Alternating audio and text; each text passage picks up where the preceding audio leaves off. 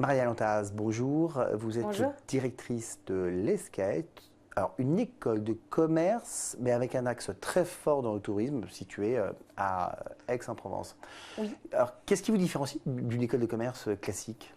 C'est justement cette spécialisation dans le tourisme, c'est-à-dire que l'ensemble de nos cours, l'ensemble des problématiques qui vont être développées, même si c'est des problématiques qui peuvent être transverses à des écoles de commerce généralistes, comme l'achat, comme le commerce, comme le marketing ou le web marketing ou l'analyse, par exemple, vont être toutes appliquées aux entreprises du tourisme, vont être toutes appliquées à des spécificités qu'on va avoir dans le tourisme, donc à l'hébergement, au transport, à tout ce qui est voyage d'affaires, voyage loisirs, l'événementiel, la technologie adaptée au tourisme. Donc tout est à chaque fois appliqué au tourisme. Alors pourquoi vous n'êtes pas une école de tourisme? Parce que par contre, les métiers qui ressortent, quand on liste les différents métiers des insertions professionnelles de nos diplômés, on est sur des métiers dans les intitulés qui sont des intitulés qui sont très voisins des intitulés qu'on peut retrouver quand on sort d'une école de commerce généraliste. Donc les mécanismes vont être, et les métiers, les compétences, je vais dire, sont les mêmes. Par contre, un métier n'est pas fait que de compétences, il est fait de compétences et d'expertise secteur. Et en fait, nous, on essaye d'associer donc des compétences qui vont être transverse à éventuellement d'autres secteurs, mais une expertise secteur qui est uniquement dans notre industrie, qui est celle du tourisme et des voyages. Alors, particularité, vous recrutez uniquement à partir d'un bac+2. On recrute à partir d'un bac+2 sur un bachelor, donc la 3e année de bachelor, et ensuite on recrute après un bac+3, donc sur 2 ans de MBA.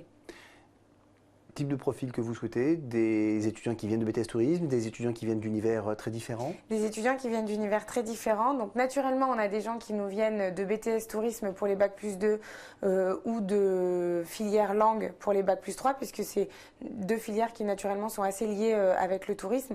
Mais on a, je vais dire, 50% de nos étudiants qui sont constitués de ces deux filières-là, et les 50% restants viennent d'univers complètement différents.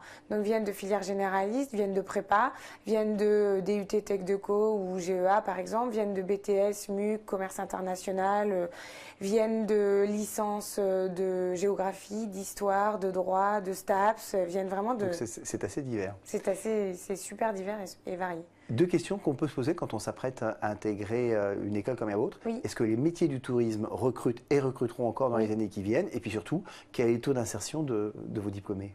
Alors le secteur recrute, contrairement à ce qu'on peut penser, il recrute beaucoup. On a souvent tendance à dire que c'est un secteur qui est bouché, mais il est bouché pour autant qu'on a une vision étroite simplement de l'agent de voyage et du chef de produit chez un tour opérateur.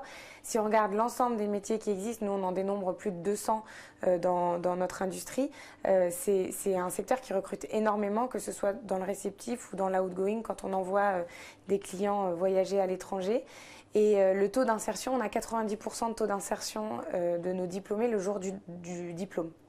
Et cela, que ce soit un bachelor ou un master? Que ce soit un bachelor ou un master, dans les deux 9 cas. étudiants sur 10 à la fin de sa scolarité est embauché. Oui. Mais il est embauché parce que vous ne faites pas d'alternance. Hein. Non, non. Donc il est embauché dans les entreprises où il a fait un stage? Il est embauché dans 60% des cas sur là où il a fait son stage effectivement de fin de formation, qui est un stage de 6 mois, donc qui est un peu comme une période de pré-embauche pour les entreprises, enfin en tout cas qui est considéré comme ça par les entreprises.